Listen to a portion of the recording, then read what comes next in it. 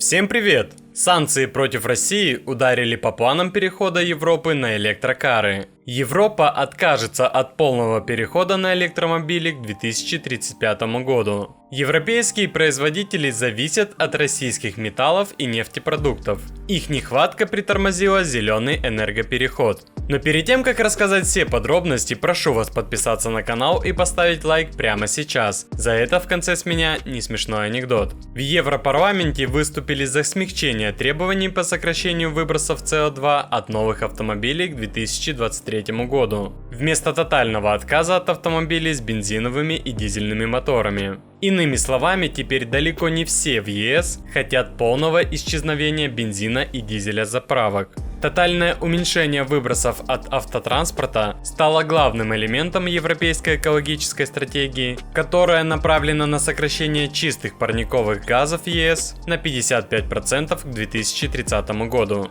Дорожная карта документа предполагает, что к 1935 году полностью сократятся углеродные выбросы от новых автомобилей. Это планируется подкрепить запретом продаж новых машин с двигателями внутреннего сгорания во всех 27 странах Европейского Союза. Ограничения коснутся не только бензиновых или дизельных моторов, но и даже гибридов.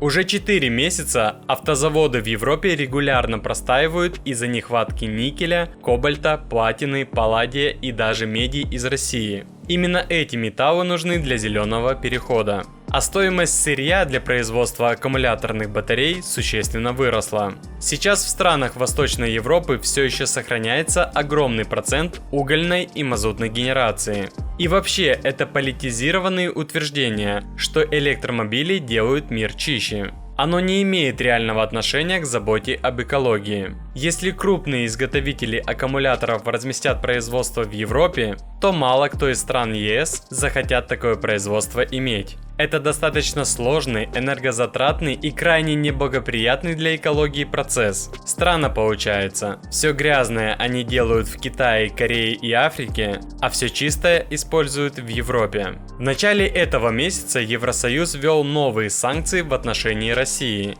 включая эмбарго на ввоз российских нефти и нефтепродуктов.